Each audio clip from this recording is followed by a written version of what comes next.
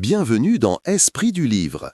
Dans son ouvrage Talbis Iblis, l'imam Ibn al-Jawzi explore un thème fondamental, la manière dont Iblis trompe l'être humain depuis la première génération jusqu'à aujourd'hui. Ce livre n'est pas seulement une analyse historique, mais une étude profonde de la psychologie de la tentation, de la manière dont les dérives naissent, s'étendent et s'installent dans le cœur et les comportements. L'auteur commence par rappeler que la lutte entre l'homme et Iblis remonte au tout début de la création. Dès qu'Adam fut honoré par Dieu, Iblis refusa de se soumettre et fit naître dans son cœur l'orgueil, la jalousie et la rancune. C'est à partir de ces sentiments que naît sa mission, égarer l'être humain par tous les moyens possibles. Pour Ibn al-Jawzi, cette tromperie ne se limite pas à pousser l'homme au péché. Elle consiste surtout à déguiser le faux sous l'apparence du vrai, à modifier les intentions, à perturber les priorités et à faire glisser progressivement la personne hors du droit chemin sans qu'elle ne s'en rende compte.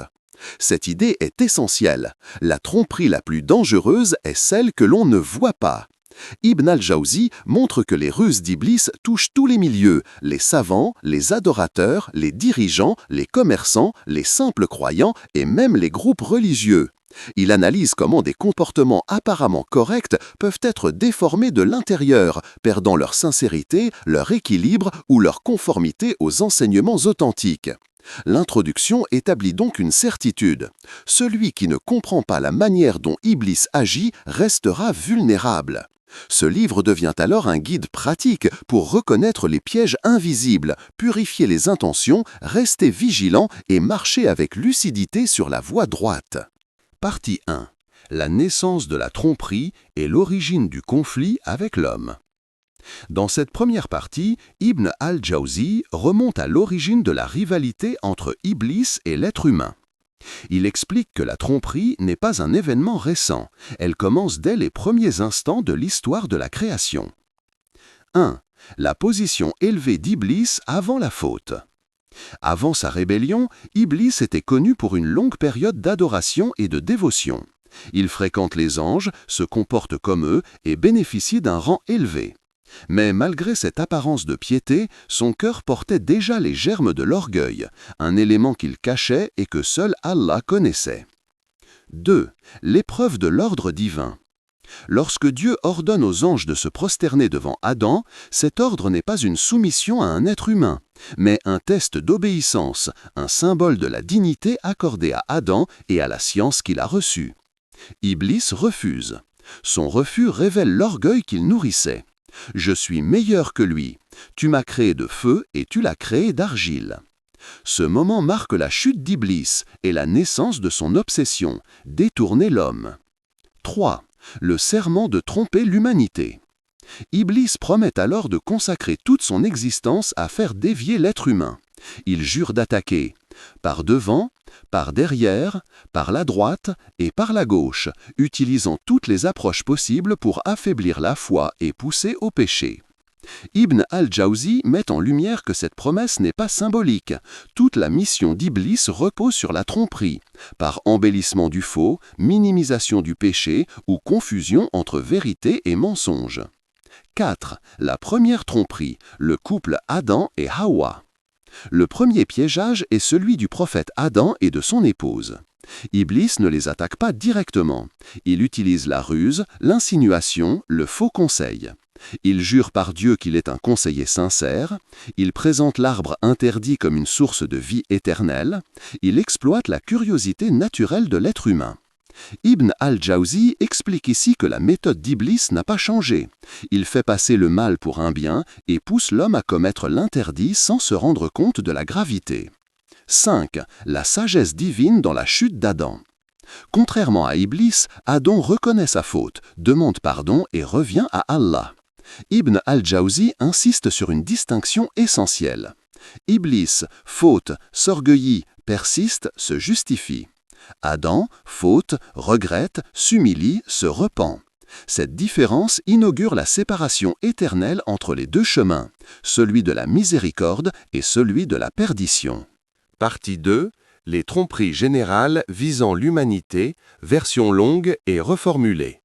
Dans cette partie, Ibn al-Jawzi expose les ruses universelles qu'Iblis utilise contre tous les êtres humains, sans exception. Ce sont des pièges fondamentaux, constants, qui traversent les époques et les cultures. Ils représentent les bases sur lesquelles se construisent ensuite les tromperies plus spécifiques envers les savants, les adorateurs ou les dirigeants.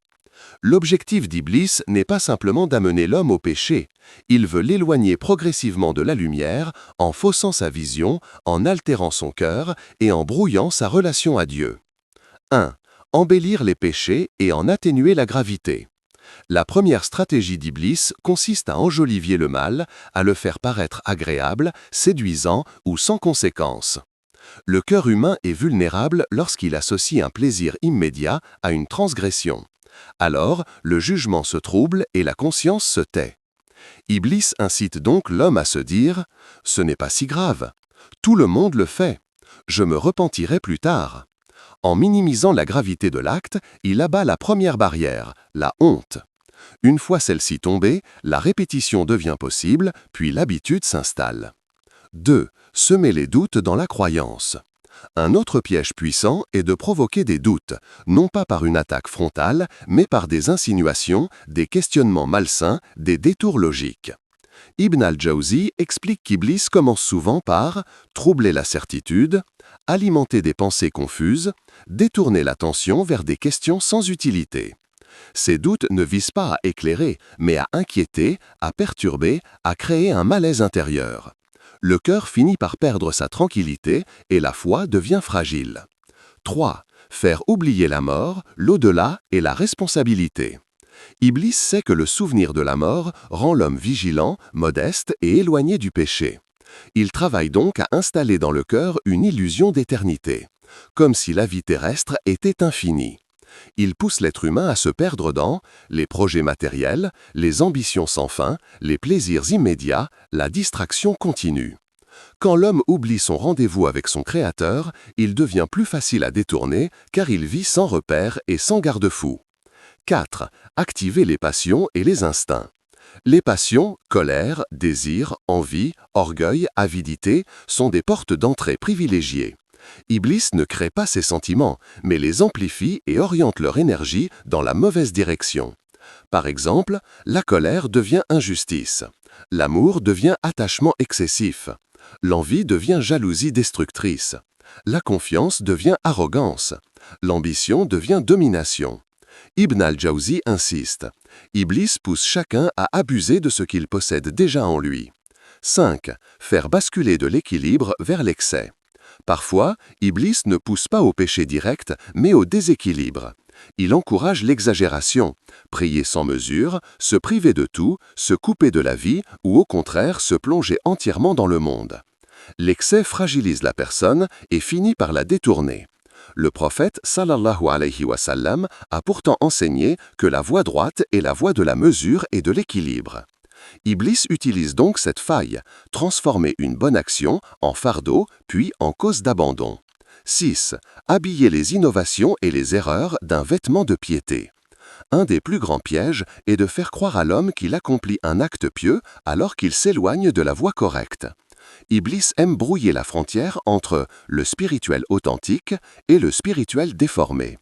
Il insuffle à la personne l'idée qu'elle est meilleure, plus spirituelle ou plus pure, tout en l'enfermant dans des pratiques non conformes, dans l'ostentation ou dans des interprétations erronées. La pire des tromperies, selon Ibn al-Jawzi, est celle qui mélange la vérité et le mensonge, car elle est difficile à reconnaître. 9. Susciter l'amour du regard des gens. L'homme peut accomplir une bonne action, mais si son intention bascule vers la recherche de l'approbation, le regard des autres, l'envie d'être admiré, alors l'acte se vide de sa valeur. Iblis souffle « On doit te voir, on doit te reconnaître, tu dois impressionner ». La personne ne s'en rend parfois même pas compte, car la tromperie touche le cœur là où personne ne peut voir. 10. Entretenir les conflits et diviser les gens. Iblis sait que la discorde détruit les sociétés et affaiblit les individus. Il attise les tensions, pousse à la rancune, encourage les malentendus et transforme les petites erreurs en grandes disputes. Son but, isoler l'individu pour mieux le dominer et fragmenter les communautés pour les rendre vulnérables. Partie 3. Les tromperies visant les savants et les étudiants en religion, version longue et reformulée. Dans cette partie, Ibn al-Jawzi analyse en profondeur comment Iblis cible ceux qui détiennent la science religieuse ou ceux qui sont en chemin pour l'acquérir. Contrairement aux gens ordinaires, les savants et les étudiants ne sont pas piégés principalement par les tentations visibles. Iblis utilise des ruses plus subtiles, car il sait que leur chute peut avoir un impact énorme sur la communauté. Ibn al-Jawzi montre que la science peut élever, mais qu'elle peut aussi être la cause de la perdition si elle s'accompagne de mauvaises intentions. 1. Transformer la recherche de la science en quête de prestige. La plus grande tromperie envers les savants est de remplacer la sincérité par l'orgueil, sans que la personne ne s'en rende compte. Iblis souffle dans le cœur. Tu es supérieur aux autres. Personne n'atteint ton niveau. Les gens doivent te respecter. Ainsi, la science, qui devait rapprocher de Dieu, devient un instrument d'élévation personnelle. Le savant commence à aimer les éloges, les compliments, les applaudissements et même les débats où il peut démontrer son intelligence. Ibn al-Jawzi explique que la science sans humilité devient un fardeau et ouvre la porte à l'arrogance et à la dureté du cœur. 2. L'amour d'être écouté, admiré ou suivi. Iblis pousse certains savants à aimer, être entouré, être consulté, être perçu comme indispensable. Il transforme la responsabilité de transmettre la vérité en un désir de notoriété. La personne finit par mesurer sa valeur au nombre d'auditeurs, d'élèves ou de partisans. Petit à petit, elle peut tomber dans l'erreur de parler même lorsque la science manque, juste pour ne pas perdre son influence. 3. Parler sans science ou au-delà de ses connaissances. L'une des tromperies les plus dangereuses est de pousser un savant ou un étudiant à répondre à tout, même dans des domaines où il n'a pas de compétences solides. Iblis lui fait croire que se taire est une faiblesse, que dire « je ne sais pas » diminuera son prestige. Ainsi, il parle sans preuve, se prononce sur ce qu'il ne maîtrise pas ou interprète selon ses opinions personnelles. Ibn al-Jawzi insiste. Le savant se perd quand il parle pour lui-même et non pour la vérité. 4. Suivre une école, un groupe ou une opinion par orgueil. Parfois, la tromperie vient de l'attachement aveugle à une école juridique, un groupe ou un maître spirituel. Iblis pousse certains à croire que leur avis est toujours le meilleur, que leur école est supérieure aux autres ou que les avis opposés sont forcément égarés. L'objectif, semer la division, nourrir le fanatisme, rompre avec l'équilibre et la recherche sincère de la vérité. La science devient alors une bannière, pas une lumière. 5. Utiliser la science pour dominer ou humilier. Iblis peut transformer le savant en un homme autoritaire. Il corrige pour rabaisser, il débat pour écraser, il enseigne pour contrôler, il critique pour humilier. Plutôt que de guider, il devient un obstacle. Ibn al-Jawzi rappelle que le vrai savant est celui qui élève les autres, pas celui qui se place au-dessus d'eux. 7. S'engager dans des débats stériles et passionnels. La science peut être détruite par le goût du débat, surtout lorsqu'il devient une bataille d'ego. Iblis pousse la personne à débattre pour se montrer, prolonger les discussions sans but, se fâcher pour des détails, ridiculiser l'adversaire. Ces polémiques vides fatiguent le cœur, éloignent de la sincérité et transforment la religion en compétition intellectuelle. 8. L'ostentation dans la piété et les apparences. Le savant peut être trompé non seulement dans sa science, mais également dans son comportement extérieur. Prier d'une manière ostentatoire, adopter une voix pieuse, multiplier les invocations en public, afficher une apparence de dévotion. Iblis lui fait croire que puisque les gens le regardent, il doit montrer une image parfaite. Ainsi, il devient esclave du regard d'autrui, même s'il pense le contraire. 9. Négliger les actes intérieurs au profit de la connaissance. Ibn al-Jawzi explique que certains accumulent des connaissances mais négligent la purification du cœur, la sincérité, la modestie et le repentir. Ils pensent que la science suffit alors qu'elle n'est qu'un outil et que la vraie réussite se trouve dans le cœur. Iblis pousse l'homme à croire que savoir équivaut à être proche de Dieu alors que la proximité se mesure par la piété, pas par l'information. 9. La conformité apparente mais la corruption intérieure. La tromperie la plus subtile est lorsque le savant semble irréprochable extérieurement, mais que l'intérieur est rongé par l'arrogance, la jalousie, l'amour du pouvoir, l'hypocrisie. Ce décalage entre le visible et l'invisible est un terrain fertile pour Iblis qui construit une double façade, une pour les gens, une pour lui. Partie 3. Les tromperies visant les savants et les étudiants en religion. Dans cette partie, Ibn al-Jawzi analyse en profondeur comment Iblis cible ceux qui détiennent la science religieuse ou ceux qui sont en chemin pour l'acquérir. Contrairement aux gens ordinaires, les savants et les étudiants ne sont pas piégés principalement par les tentations visibles. Iblis utilise des ruses plus subtiles, car il sait que leur chute peut avoir un impact énorme sur la communauté. Ibn al-Jawzi montre que la science peut élever, mais qu'elle peut aussi être la cause de la perdition si elle s'accompagne de mauvaises intentions. 1. Transformer la recherche de la science en quête de prestige. La plus grande tromperie envers les savants est de remplacer la sincérité par l'orgueil, sans que la personne ne s'en rende compte. Iblis souffle dans le cœur. Tu es supérieur aux autres. Personne n'atteint ton niveau. Les gens doivent te respecter. Ainsi, la science, qui devait rapprocher de Dieu, devient un instrument d'élévation personnelle. Le savant commence à aimer les éloges, les compliments, les applaudissements et même les débats où il peut démontrer son intelligence. Ibn al-Jawzi explique que la science sans humilité devient un fardeau et ouvre la porte à l'arrogance et à la dureté du cœur. 2. L'amour d'être écouté, admiré ou suivi. Iblis pousse certains savants à aimer, être entourés, être consultés, être perçus comme indispensables. Il transforme la responsabilité de transmettre la vérité en un désir de notoriété. La personne finit par mesurer sa valeur au nombre d'auditeurs, d'élèves ou de partisans. Petit à petit, elle peut tomber dans l'erreur de parler même lorsque la science manque, juste pour ne pas perdre son influence. 3. Parler sans science ou au-delà de ses connaissances. L'une des tromperies les plus dangereuses est de pousser un savant ou un étudiant à répondre à tout, même dans des domaines où il n'a pas de compétences solides. Iblis lui fait croire que se taire est une faiblesse, que dire « je ne sais pas » diminuera son prestige. Ainsi, il parle sans preuve, se prononce sur ce qu'il ne maîtrise pas ou interprète selon ses opinions personnelles. Ibn al-Jawzi insiste, le savant se perd quand il parle pour lui-même et non pour la vérité. 4. Suivre une école, un groupe ou une opinion par orgueil. Parfois, la tromperie vient de l'attachement aveugle à une école juridique, un groupe ou un maître spirituel. Iblis pousse certains à croire que leur avis est toujours le meilleur, que leur école est supérieure aux autres ou que les avis opposés sont forcément égarés.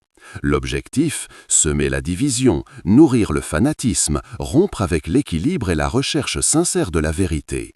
La science devient alors une bannière, pas une lumière. 5. Utiliser la science pour dominer ou humilier. Iblis peut transformer le savant en un homme autoritaire. Il corrige pour rabaisser, il débat pour écraser, il enseigne pour contrôler, il critique pour humilier. Plutôt que de guider, il devient un obstacle. Ibn al-Jawzi rappelle que le vrai savant est celui qui élève les autres, pas celui qui se place au-dessus d'eux. 7. S'engager dans des débats stériles et passionnels. La science peut être détruite par le goût du débat, surtout lorsqu'il devient une bataille d'ego. Iblis pousse la personne à débattre pour se montrer, prolonger les discussions sans lutte, se fâcher pour des détails, ridiculiser l'adversaire. Ces polémiques vides fatiguent le cœur, éloignent de la sincérité et transforment la religion en compétition intellectuelle. 7. L'ostentation dans la piété et les apparences. Le savant peut être trompé non seulement dans sa science, mais également dans son comportement extérieur. Prier d'une manière ostentatoire, adopter une voix pieuse, multiplier les invocations en public, afficher une apparence de dévotion. Iblis lui fait croire que puisque les gens le regardent, il doit montrer une image parfaite. Ainsi, il devient esclave du regard d'autrui, même s'il pense le contraire. 9. Négliger les actes intérieurs au profit de la connaissance. Ibn al-Jawzi explique que certains accumulent des connaissances, mais négligent la purification du cœur, la sincérité, la modestie et le repentir. Iblis pousse l'homme à croire que savoir équivaut à être proche de Dieu, alors que la proximité se mesure par la piété, pas par l'information. 9. La conformité apparente, mais la corruption intérieure. La tromperie la plus subtile est lorsque le savant semble irréprochable extérieurement, mais que l'intérieur est rongé par l'arrogance, la jalousie, l'amour du pouvoir, l'hypocrisie. Ce décalage entre le visible et l'invisible est un terrain fertile pour Iblis qui construit une double façade, une pour les gens, une pour lui. Partie 4. Les tromperies visant les ascètes et les adorateurs.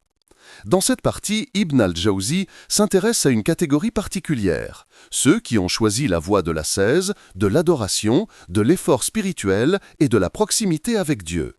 À première vue, ce sont les personnes les plus éloignées du péché et les plus protégées contre les tentations. Mais Ibn al-Jawzi montre qu'Iblis utilise contre eux des pièges plus subtils, basés non pas sur les désirs matériels, mais sur les excès, l'orgueil spirituel et les innovations. Il explique que la tromperie envers les adorateurs est souvent plus dangereuse, car beaucoup croient être en sécurité tout en s'éloignant progressivement de la voie correcte.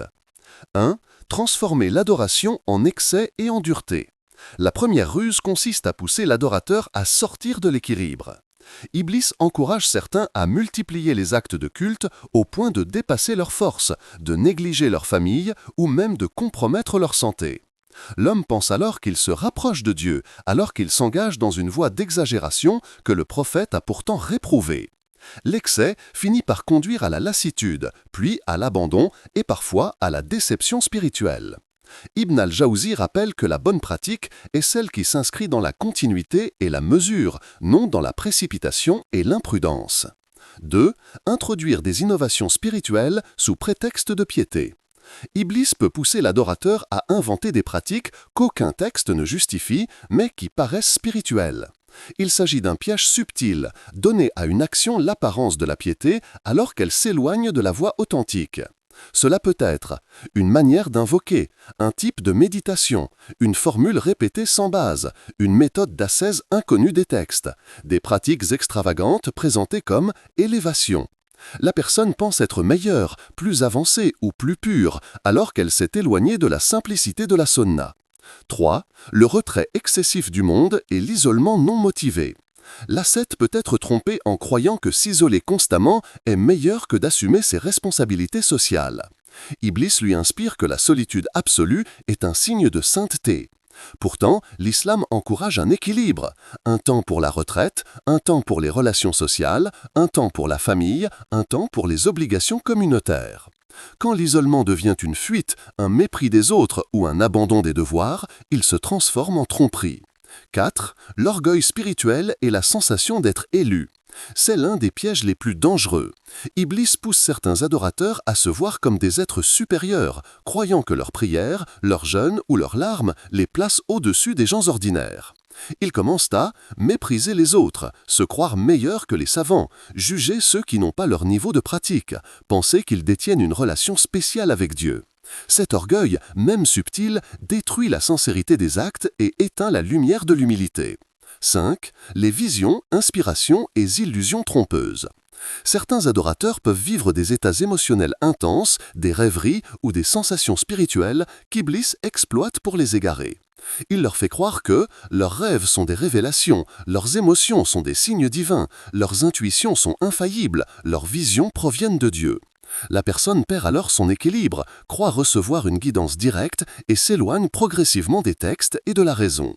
Ibn al-Jawzi insiste, les vraies inspirations ne contredisent jamais la révélation. 7. La dureté envers soi-même et l'oubli des besoins du corps. Iblis peut pousser certains ascètes à se priver de repos, de nourriture ou de plaisirs licites au point de ruiner leur santé, croyant que la souffrance rapproche de Dieu. Cette autodiscipline excessive finit par provoquer fatigue chronique, irritabilité, manque de lucidité, incapacité à adorer correctement. La tradition prône la modération, le soin du corps et l'harmonie entre l'âme et les besoins naturels. 8. Confondre les émotions avec la spiritualité authentique. Beaucoup pensent que la véritable proximité divine se mesure à la tristesse, aux pleurs ou à l'intensité émotionnelle. Iblis les amène ainsi à rechercher les sensations plutôt que la sincérité. L'adoration devient une quête de ressenti, non une quête de Dieu. Lorsque l'émotion disparaît, la foi se fragilise. Ibn al-Jawzi rappelle que la spiritualité véritable repose sur la constance, la sincérité, la lucidité, la conformité aux enseignements prophétiques. 9. Négliger la science au profit de la simple dévotion. Un autre piège consiste à faire croire que l'adoration seule suffit et que la science n'est pas nécessaire. Iblis inspire alors « Tu n'as pas besoin d'apprendre, contente-toi de tes prières, la connaissance est pour les autres ». La personne peut alors tomber dans des erreurs, adopter des pratiques incorrectes ou suivre des passions en croyant bien faire. Ibn al-Jawzi insiste, la science est la lumière de l'adoration. Partie 5. Les tromperies visant les gouverneurs et les dirigeants. Dans cette section, Ibn al-Jawzi met en lumière un domaine où la ruse du diable se déploie avec une subtilité redoutable, le monde du pouvoir, de l'autorité et de la gouvernance. Car plus une personne détient de responsabilités, plus ses décisions ont un impact large, et plus les tentations deviennent dangereuses. Le diable ne cherche pas seulement à tromper l'individu, il cherche à influencer les cercles dirigeants, afin que la corruption, l'injustice ou la négligence se répercutent sur des populations entières. 1. La séduction du pouvoir comme épreuve majeure. Ibn al-Jawzi explique que l'un des pièges les plus anciens consiste à embellir le pouvoir aux yeux de ceux qui l'exercent. Le diable incite le gouvernant à croire que son statut est un signe de mérite spirituel ou de supériorité naturelle. Ainsi, l'autorité n'est plus perçue comme une charge lourde, mais comme un privilège qui autorise la domination, l'orgueil ou l'excès. Le dirigeant trompé commence alors à penser que ses décisions ne peuvent être contestées, qu'il est à l'abri de l'erreur ou que son jugement dépasse celui des autres. Cette illusion l'éloigne de la consultation, de la modestie et de l'autocritique, piliers essentiels de toute direction juste. 2. L'injustice justifiée par une vision déformée du devoir. Une autre tromperie consiste à redéfinir la notion de justice dans l'esprit du gouverneur.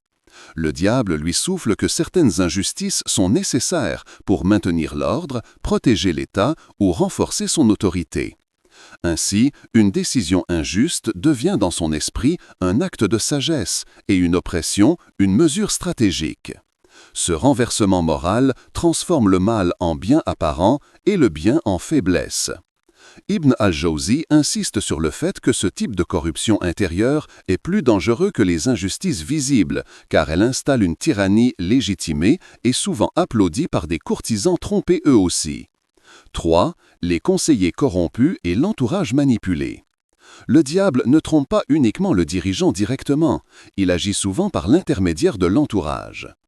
Il place autour du gouvernant des personnes qui lui cachent la vérité, l'encensent sans cesse ou lui répètent seulement ce qu'il aime entendre. Le gouvernant, habitué à être flatté, finit par se couper du peuple, des savants et des voix sincères. L'absence de critique devient douce, la flatterie devient nécessaire et la vérité devient insupportable. Ibn al-Jawzi précise que le pire conseiller n'est pas celui qui conseille mal, mais celui qui empêche la vérité d'atteindre le dirigeant. 4. La négligence des devoirs publics. Parmi les ruses du diable, il y a aussi l'incitation à minimiser les responsabilités. Le dirigeant trompé commence à délaisser ses obligations, convaincu qu'il a d'autres priorités plus nobles, réunions mondaines, prestige politique, distraction ou quête d'influence. La gestion des affaires publiques devient secondaire, la défense des droits des faibles devient une option, non un principe. La responsabilité, qui devrait être un acte de dévotion, se transforme en simple fonction administrative dépourvue de conscience. Ibn al-Jawzi rappelle que la négligence est une injustice en soi, car les peuples pâtissent directement de la passivité de leurs responsables. 5. L'instrumentalisation de la religion pour servir le pouvoir. Le diable trompe aussi les gouvernants en leur présentant la religion comme un outil politique. Certains dirigeants cherchent à se donner une apparence pieuse uniquement pour renforcer leur légitimité, non pour se rapprocher de Dieu. Ils sélectionnent parmi les textes religieux ce qui justifie leur statut et ignorent ce qui pourrait limiter leur autorité. Il valorise les savants complaisants et marginalise les savants sincères. Ibn al-Jawzi montre que l'utilisation de la religion pour le prestige est l'une des plus dangereuses formes de tromperie, car elle associe mensonge et sacré. 6. L'illusion de l'impunité. Un autre piège subtil consiste à faire croire aux dirigeants qu'il échappera au jugement final ou que ses bonnes actions politiques compenseront toutes ses fautes. Cette illusion le pousse à accumuler erreurs, injustices ou abus, persuadé que son statut le protégera. Or, Ibn al-Jawzi rappelle avec fermeté que la responsabilité devant Dieu est proportionnelle au pouvoir reçu. Celui qui dirige 10 hommes rendra compte de 10, et celui qui dirige une nation rendra compte d'une nation. 7. La perte progressive de la lucidité morale. Enfin, le diable s'efforce de faire perdre aux dirigeants la capacité de reconnaître ses propres dérives. Le processus est lent, d'abord une petite injustice, puis une plus grande, puis l'habitude de l'injustice. La conscience s'éteint progressivement. Le gouverneur devient alors incapable de distinguer l'orgueil du courage, la tyrannie de la fermeté ou la corruption de la stratégie. Partie 6. Les tromperies visant les savants et les prédicateurs. Ibn al-Jawzi consacre cette section à une catégorie particulièrement ciblée par les ruses du diable, les savants, les prédicateurs et tous ceux qui portent la parole religieuse. Car si le diable parvient à tromper une personne influente dans la religion, les conséquences s'étendent bien au-delà d'un individu. Il touche la communauté entière à travers celui qui la guide. Plus le statut est élevé, plus la tentation est subtile, et plus la personne enseigne, plus elle risque de tomber dans les illusions liées au savoir, à la reconnaissance ou au prestige. 1. La tromperie de l'admiration de soi et du savoir. L'un des premiers pièges consiste à pousser le savant à se voir comme supérieur. Le diable embellit en lui l'idée qu'il détient un savoir rare, que les autres sont ignorants et que sa compréhension a plus de valeur que celle de ses pairs. Cette illusion produit plusieurs effets: la perte de la modestie, la diminution de la consultation, l'oubli de l'intention pure, l'endurcissement face à la critique. Ibn al-Jawzi explique que l'admiration de soi est souvent plus dangereuse que l'ignorance, car elle bloque la voie de la remise en question. 2. L'intention altérée dans la quête du savoir. Le diable s'efforce également de modifier l'intention du savant. Au lieu d'apprendre pour se rapprocher de Dieu et guider les gens, le savant trompé finit par apprendre pour paraître érudit, impressionner un public, débattre avec force ou attirer l'attention. Le savoir devient un moyen d'élévation sociale, non un acte d'adoration. Ibn al-Jawzi cite des exemples où le savant commence à préférer la renommée au silence, la victoire dans un débat à la vérité, le prestige à la sincérité, l'audience nombreuse à l'enseignement discret mais bénéfique. Ainsi, une science qui devait élever finit par devenir un voile entre lui et l'authenticité. 3. La recherche de la popularité au détriment de la véracité. Le diable trompe certains prédicateurs en leur faisant croire que le succès se mesure à la taille du public, au nombre de disciples ou à la viralité des discours. Ainsi, ils adaptent leurs sermons à ce que les gens veulent entendre et non à ce dont ils ont réellement besoin. Ils évitent les thèmes délicats, cherchent la réaction, utilisent un ton émotionnel excessif ou s'attachent à des histoires spectaculaires mais peu solides. La vérité devient fluide, façonnée par la recherche d'une influence plus large. Ibn al-Jawzi explique que lorsqu'un prédicateur cherche d'abord l'approbation des foules, il devient vulnérable à toutes les manipulations, car son cœur se tourne vers l'audience, non vers Dieu. 4. L'illusion de la maîtrise totale. Le diable pousse certains savants à penser qu'ils ont atteint un niveau qui les met à l'abri de l'erreur. Ils se considèrent comme des références définitives et toute critique devient une attaque personnelle, plutôt qu'une occasion d'amélioration. Cette illusion produit un rejet des avis divergents, une rigidité excessive, une incapacité à reconnaître ses limites, une hostilité envers les confrères. Ibn al-Jawzi insiste que même les plus grands savants craignaient de se tromper, justement parce qu'ils connaissaient l'immensité de ce qu'ils ignoraient. 5. La flatterie des disciples et le rôle de l'entourage. Comme pour les gouvernants, le diable utilise l'entourage du savant pour le tromper. Les élèves et les admirateurs peuvent devenir une source d'éloges constante, renforçant l'ego du prédicateur ou du théologien. Le regard des foules peut devenir une drogue douce, invisible mais puissante. Le savant trompé commence à préférer ceux qui le louent à ceux qui le conseillent honnêtement. Il s'éloigne ainsi des voix sincères et s'entoure progressivement de personnes qui l'emmènent dans la complaisance. 7. L'exploitation religieuse pour un gain matériel ou une influence sociale. Une autre tromperie consiste à inciter le savant à tirer profit de son statut. Il peut utiliser ses connaissances pour obtenir un avantage, bien matériel, position sociale, relations privilégiées, reconnaissance officielle, poste influent. Ibn al-Jawzi explique que lorsqu'une science commence à servir des objectifs personnels, elle perd automatiquement sa lumière intérieure et devient lourde sur le cœur. 7. Le débat pour la victoire, non pour la vérité. Le diable pousse souvent les savants à chercher la domination intellectuelle. Ils adoptent le débat comme un champ de bataille, où le but n'est pas d'éclaircir un concept, mais de triompher de l'adversaire. Le ton devient agressif, la parole devient une arme, et l'objectif principal devient la réputation. Ainsi, même lorsqu'ils défendent une vérité, l'intention est altérée, car le désir de victoire dépasse le désir d'orientation. 8. La négligence de la mise en pratique. Enfin, l'un des pièges les plus dangereux est de faire croire au savant que son savoir suffit même s'il ne le met en pratique. Le diable lui souffle que son rôle est d'enseigner et que la mise en pratique est secondaire. Le savant devient alors comme une lampe qui éclaire les autres mais reste elle-même dans l'obscurité. Ibn al-Jawzi rappelle que la science authentique est celle qui s'incarne dans les actes. Lorsque la parole se sépare de l'action, la science perd son essence. Partie 7. Les tromperies envers les commerçants et artisans.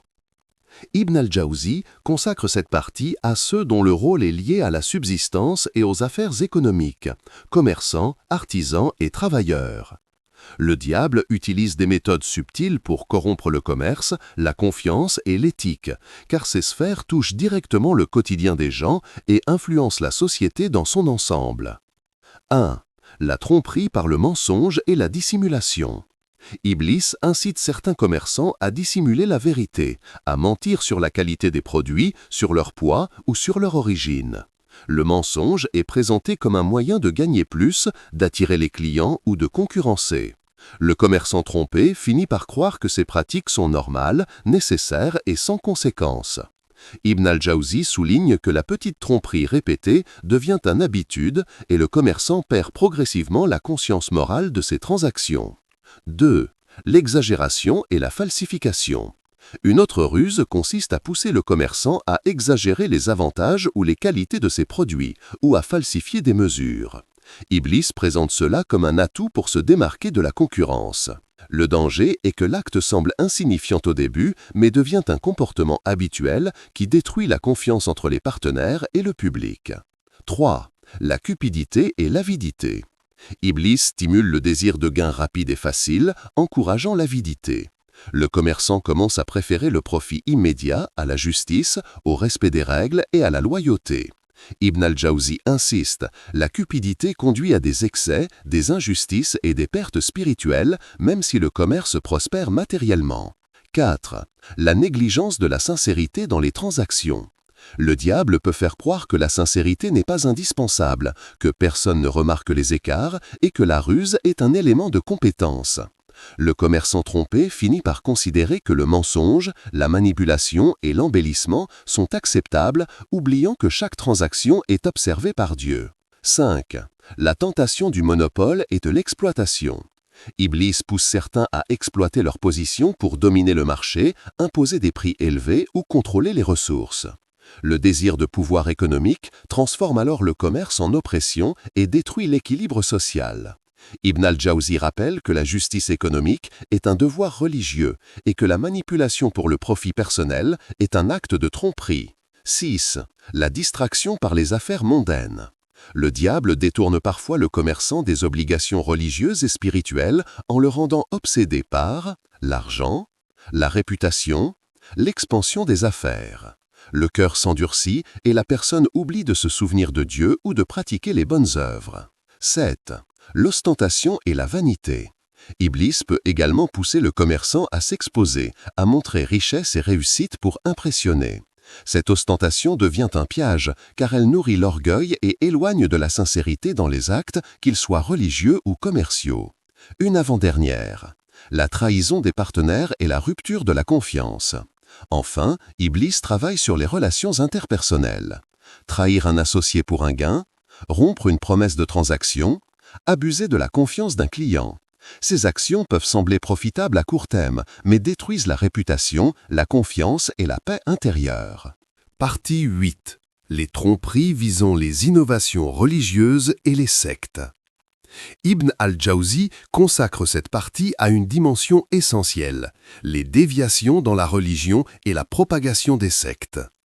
Le diable, lorsqu'il ne peut tromper directement les individus pieux, agit par l'introduction d'innovations religieuses, d'idées erronées et de divisions au sein de la communauté. Ces tromperies sont particulièrement subtiles car elles se présentent souvent sous l'apparence de piété et de légitimité religieuse. Ibn al-Jawzi montre que ceux qui tombent dans ces pièges ne sont pas toujours ignorants, mais parfois des personnes bien intentionnées, trompées par l'apparence de vérité. 1. Présenter le faux comme un acte de piété. Le diable inspire aux gens des pratiques qui semblent religieuses, mais qui ne correspondent pas aux enseignements authentiques. Les innovations apparaissent souvent sous forme de nouvelles invocations, rituels ou habitudes collectives. Ibn al-Jawzi explique que la nouveauté attire la curiosité. La singularité fait paraître supérieur celui qui l'adopte. La répétition du rituel crée une impression de légitimité. Ainsi, des pratiques sans fondement se diffusent comme des actes religieux, trompant ceux qui ne les confrontent pas à la révélation. 2. Détourner l'attention des obligations principales. Le diable détourne souvent les efforts des fidèles des actes fondamentaux. Prière, jeûne, zakat, adoration sincère. Vers des innovations secondaires qui captivent le temps et l'énergie mais n'apportent pas la proximité réelle avec Dieu. Ibn al-Jawzi insiste, les innovations peuvent sembler bénéfiques, mais si elles remplacent l'observance obligatoire, elles deviennent un piège. 3. Semer la division et l'exagération dans les groupes religieux. Iblis utilise les opinions divergentes pour créer des conflits, rivalités et hostilités. Le diable pousse certains à rejeter des savants sincères, exagérer les erreurs d'un groupe adverse, inventer des critiques contre ceux qui pratiquent différemment. Ces comportements conduisent à la formation de sectes et de partis, chacun croyant détenir la vérité alors qu'ils sont manipulés par la tromperie subtile du diable. 5. Encourager l'orgueil et l'arrogance spirituelle. Le diable inspire à ceux qui suivent des innovations la sensation d'être plus vertueux ou supérieurs aux autres. Ibn al-Jawzi souligne que l'orgueil se manifeste souvent chez ceux qui ajoutent des pratiques personnelles, méprisent ceux qui suivent la voie simple, pensent avoir atteint une sainteté supérieure. Cette arrogance détruit la sincérité car l'intention de se rapprocher de Dieu est remplacée par le désir de reconnaissance ou de distinction. 6. Exploiter l'ignorance et la crédulité. Les innovations se répandent plus facilement parmi ceux qui ne connaissent pas parfaitement la religion. Iblis utilise leur ignorance pour les faire adhérer à des pratiques erronées qui semblent pieuses mais ne le sont pas. Ibn al-Jawzi montre que la connaissance, la vigilance et la consultation de savants fiables sont les protections principales contre ces tromperies. 7. Mélanger le vrai et le faux pour créer la confusion. Le diable ne présente pas toujours le mensonge pur, il le mélange avec la vérité. Par exemple, une pratique correcte peut être accompagnée d'éléments non authentiques, ou une bonne règle peut être interprétée à l'excès. Cette technique rend la tromperie très difficile à reconnaître, car les fidèles croient suivre la religion tout en s'éloignant progressivement des enseignements authentiques. 7. Créer l'attachement à l'école ou au groupe plutôt qu'à la vérité. Iblis pousse certains à valoriser le groupe ou la secte plus que la vérité elle-même. Le sentiment d'appartenance devient prioritaire sur la sincérité et les critiques constructives sont rejetées. Ibn al-Jawzi insiste que la loyauté doit être envers la sunna et la vérité, non envers un groupe humain. Partie 9. Les tromperies liées aux plaisirs mondains et aux passions. Ibn al-Jawzi consacre cette partie aux ruses du diable qui ciblent les désirs naturels et les plaisirs terrestres. Contrairement aux tromperies religieuses ou intellectuelles, celle-ci s'attaque directement aux instincts humains. La gourmandise, le désir sexuel, la colère, l'envie et l'attachement aux biens matériels. Ces tentations sont universelles et touchent chaque personne à différents degrés.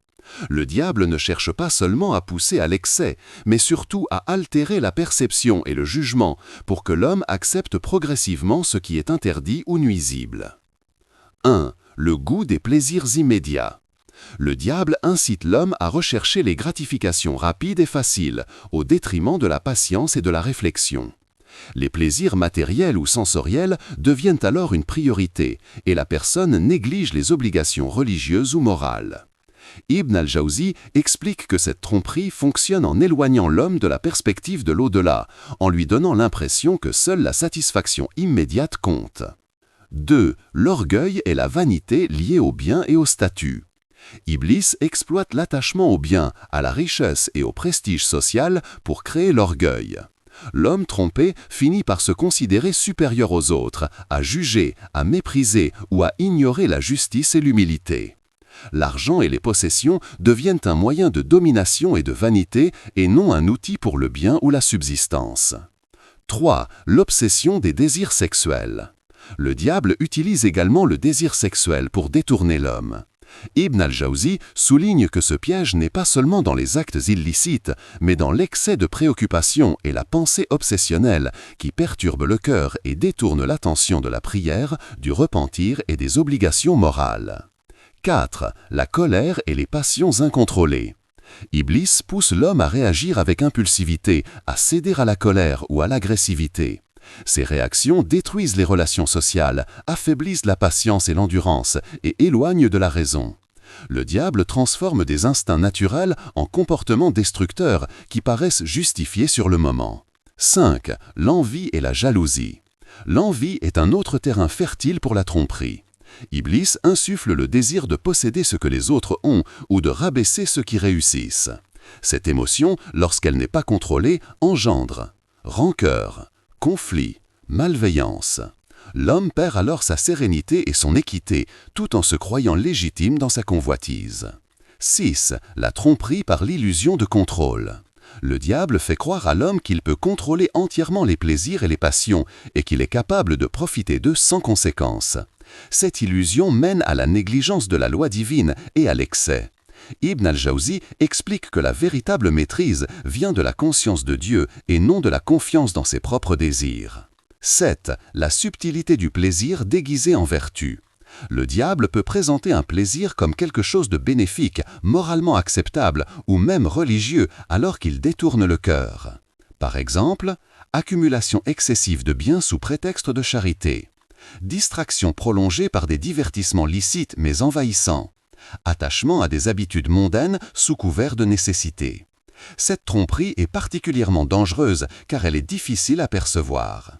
9. La lenteur de l'influence. Iblis agit souvent progressivement.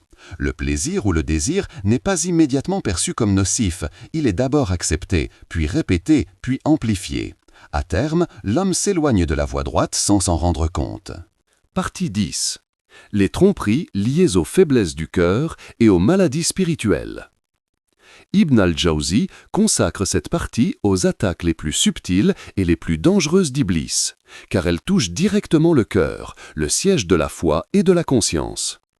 Les maladies spirituelles sont invisibles, mais elles affaiblissent progressivement l'âme et rendent vulnérable à toutes les autres formes de tromperie. Le diable n'a pas besoin de tentations extérieures lorsque le cœur est corrompu. La perte de sincérité, de patience ou d'humilité suffit à éloigner l'homme de la voie droite. 1. L'orgueil et l'arrogance du cœur. L'une des maladies les plus graves est l'orgueil. Iblis pousse l'homme à se considérer supérieur aux autres. Supériorité intellectuelle, supériorité morale, supériorité spirituelle. Le cœur se ferme, l'humilité disparaît et toute guidance devient difficile. Ibn al-Jawzi explique que l'orgueil rend l'homme aveugle à ses propres erreurs et insensible aux conseils sincères. 2. La jalousie et l'envie spirituelle. Le diable instille la jalousie envers ceux qui réussissent ou qui sont plus pieux. Cette émotion affaiblit le cœur, ronge la sérénité et peut pousser à la malveillance ou à l'échec moral. Ibn al-Jawzi souligne que l'envie spirituelle est particulièrement dangereuse car elle touche la relation avec Dieu et non seulement les relations humaines. 3. La paresse et la négligence de la pratique religieuse. Iblis exploite la fatigue, le découragement et la procrastination pour éloigner l'homme des actes d'adoration et de la discipline spirituelle. Le cœur devient inactif et insensible et la foi diminue lentement sans que la personne s'en aperçoive. La paresse spirituelle ouvre la porte à toutes les autres tromperies car le cœur perd sa vigilance. 4. L'amour du monde et l'attachement excessif. Le cœur, attaché aux biens matériels, au confort ou à la réputation, devient vulnérable aux ruses d'Iblis. La personne peut accomplir les obligations religieuses par habitude ou pour l'apparence, mais son cœur reste éloigné de Dieu. Ibn al-Jawzi insiste que l'attachement excessif au monde obscurcit la perception de la vérité et déforme les priorités spirituelles. 5. La rancœur et l'amertume du cœur. Le diable pousse certains à nourrir la rancœur ou le ressentiment. Cette émotion empêche le pardon, affaiblit l'âme et entretient un cycle de colère et d'injustice. Le cœur malade devient ainsi une source de troubles intérieurs et extérieurs, éloignant la personne de la tranquillité et de la paix spirituelle. 6. La négligence de la conscience et du repentir. Iblis trompe également en faisant oublier la vigilance du cœur et l'importance du repentir. L'homme trompé peut croire que ses fautes sont minimes ou qu'elles ne méritent pas de correction, alors qu'elles accumulent une lourde dette morale. Ibn al-Jawzi rappelle que la conscience et le repentir sont la lumière qui protège l'âme des pièges du diable. 9. La prétention et l'hypocrisie. Certaines personnes cherchent à montrer une piété qu'elles ne possèdent pas réellement. Iblis transforme la sincérité en apparence. La personne agit devant les autres pour l'approbation et non pour Dieu. Cette maladie du cœur détruit la valeur spirituelle de toutes les actions et nourrit progressivement l'illusion d'être vertueux. 9. La dureté du cœur et l'insensibilité. Le diable peut inspirer un endurcissement du cœur. Incapacité à ressentir la crainte de Dieu, absence d'empathie envers autrui, insensibilité à la vérité et au conseil. Ibn al-Jawzi explique qu'un cœur dur devient une forteresse contre la guidance et une proie facile pour toutes les autres tromperies. Partie 11. Les moyens de protection contre les tromperies d'Iblis. Ibn al-Jawzi consacre cette partie à la prévention et à la protection spirituelle. Après avoir détaillé les multiples tromperies du diable à travers les individus, les savants, les gouvernants et les passions humaines, il explique comment l'homme peut se prémunir contre ces ruses. La clé réside dans la vigilance, la sincérité et la pratique constante des préceptes religieux. 1. La conscience constante de la présence de Dieu, taqwa. La première protection est la crainte révérencieuse et la conscience de Dieu. Ibn al-Jawzi insiste sur le fait que celui qui garde en permanence à l'esprit que Dieu observe chaque action, pensée et parole est moins susceptible d'être trompé. La taqwa aiguise la vigilance du cœur, freine les excès dans les désirs, encourage la sincérité dans l'adoration, protège contre l'orgueil et la vanité. Ainsi, la conscience divine agit comme un bouclier naturel contre toutes les ruses d'Iblis. 2. La purification de l'intention, niyya. Chaque acte, qu'il soit religieux, professionnel ou social, doit être accompli pour la satisfaction de Dieu uniquement, et non pour la réputation, la richesse ou l'approbation des autres. Ibn al-Jawzi souligne que la sincérité dans l'intention neutralise la tromperie, car le diable ne peut exploiter un cœur tourné uniquement vers Dieu. 3. La prière, le rappel et la lecture du Coran. La pratique régulière de la prière, le dhikr, rappel de Dieu, et la lecture du Coran renforcent le cœur et l'âme. Ibn al-Jawzi explique que ces actes établissent une discipline intérieure, purifient l'esprit, créent une connexion constante avec la guidance divine. Le diable a plus de difficultés à atteindre une personne dont le cœur est imprégné de foi et de récitation. 4. La consultation et l'accompagnement par les savants fiables. Iblis trompe souvent par la confusion, les innovations ou les fausses informations. Ibn al-Jawzi recommande de chercher conseil auprès de savants fiables, de comparer les pratiques avec la sunna et de se former continuellement à la connaissance authentique. Le savoir éclairé et la guidance correcte servent de repères et de filtres contre les illusions. 5. La modération et l'équilibre dans tous les domaines. Le diable exploite l'excès et l'extrême. La modération dans l'adoration, les passions, les activités professionnelles, les relations sociales permet de garder l'âme stable et de ne pas tomber dans les pièges du déséquilibre. Ibn al-Jawzi insiste sur la continuité plutôt que l'exagération ponctuelle. 7. La vigilance face aux innovations et aux pratiques douteuses. Une partie essentielle de la protection consiste à reconnaître et éviter les innovations religieuses. Iblis cherche à séduire par ce qui paraît pieux, mais sans fondement. La vigilance implique de revenir aux textes authentiques, de vérifier la légitimité des pratiques, de s'abstenir de suivre la majorité si elle s'écarte de la vérité. 7. Le repentir constant et la remise en question. Ibn al-Jawzi rappelle que personne n'est à l'abri de l'erreur et que la vigilance seule n'est pas suffisante. Le repentir fréquent et la remise en question personnelle permet de corriger les dérives avant qu'elles ne s'enracinent. Le cœur purifié par le repentir devient moins vulnérable aux manipulations du diable. 9. La patience et l'endurance face aux épreuves. Iblis tente souvent de faire abandonner l'homme par la fatigue, le découragement ou la tentation.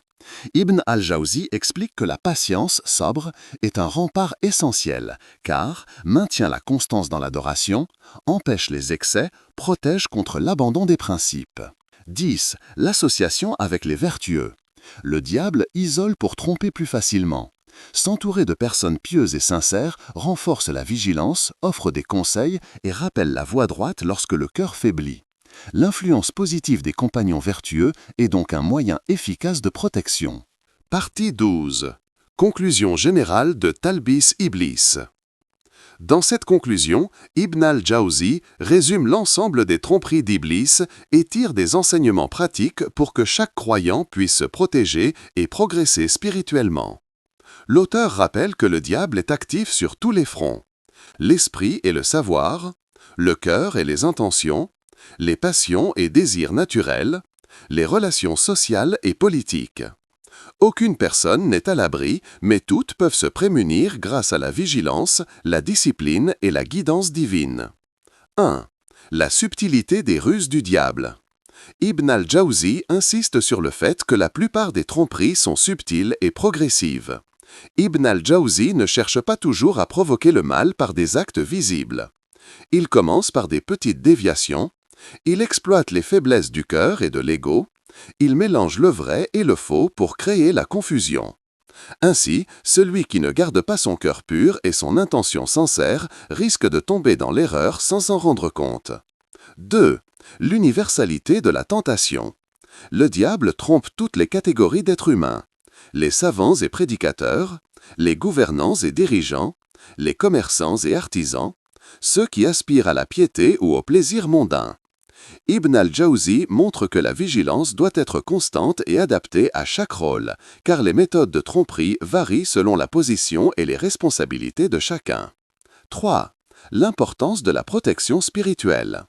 La meilleure défense contre ces tromperies repose sur plusieurs principes: la conscience de Dieu et la crainte révérencieuse, la purification du cœur et de l'intention, la pratique régulière de la prière, du rappel et du Coran, la consultation de savants fiables, la modération et l'équilibre dans toutes les sphères de la vie.